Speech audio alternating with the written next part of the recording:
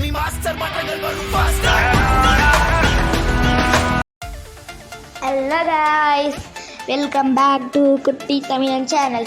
இன்னைக்கு நம்ம இந்த வீடியோவில் என்ன பார்க்க போகிறோம் அப்படின்னு பார்த்தீங்கன்னா நம்ம பிரெயின் எப்படி ஆக்டிவாக வச்சுக்கிட்டு அப்புறம் எப்படி சீக்கிரமாக எல்லாத்தையுமே மெமரைஸ் பண்ணுச்சு அதை தான் பார்க்க போகிறோம்.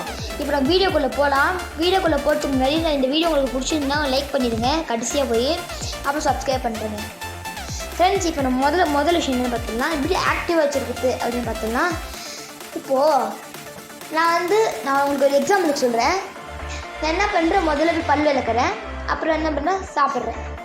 நான் இந்த பல் விளக்கு சாப்பிட்டு எனக்கு ஃபஸ்ட்டு நாள் கொஞ்சம் ஆக்டிவாக இருக்கும் என் பிரெயின் பட் செகண்ட் நாள் போகும்போது கொஞ்சம் ஆக்டிவ் குறையும், தேர்டு நாள் குறையும், ஃபோர்த்து நாள் குறைஞ்சிரும்.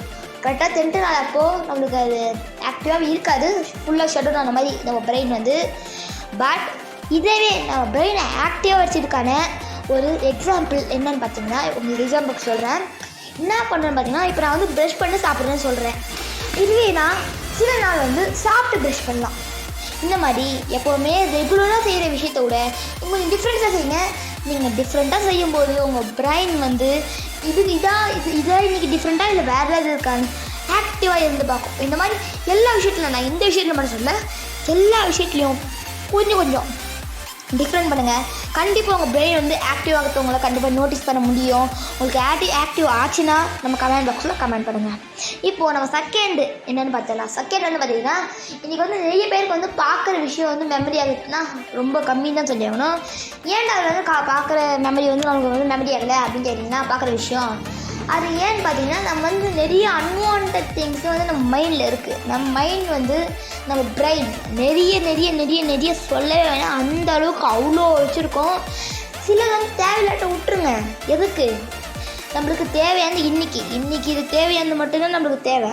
அதனால தான் இன்றைக்கி நிறைய பேர் இன்றைக்கி மெமரி லாஸ்ன்னு சொல்கிறோம்ல, அதாங்க மெமரி லாஸ்னால் நம்ம ஒன்று படிப்போம், அதை படித்த உடனே டப்புக்கு நம்மளுக்கு ஞாபகம் இருக்காது, அதுக்கு மறுநாளே பார்த்தாலும் ஞாபகம் இருக்காது. ஏன் சில பேருக்கு அந்த ஒரு படிச்சுக்காங்க ஒன்று, அது 1 மணி நேரம் கழிச்சு பார்த்தா ஞாபகம் இருக்காது.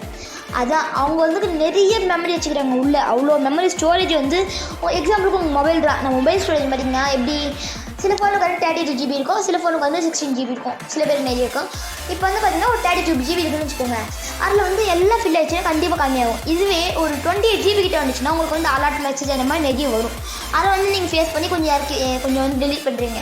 அந்த மாதிரி நம்ம பிரெயினில் கொஞ்சம் எடுத்து விட்ருங்க. அதை பற்றி யோசிக்காதீங்க. தேவையானது உங்களுக்கு தேவையானது எவ்வளோக்கும் தெரியும், தேவையில்லாச்சும் உங்களுக்கு தெரியும்.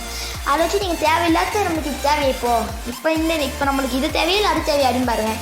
உங்களுக்கு எது தேவைன்னு படுதோ அதை மட்டும் எடுங்க. அதான் ஃப்ரெண்ட்ஸ், இந்த வீடியோ பிடிச்சிருந்துச்சுன்னா லைக் பண்ணுங்கள், ஷேர் பண்ணுங்கள், சப்ஸ்கிரைப் பண்ணுங்கள்.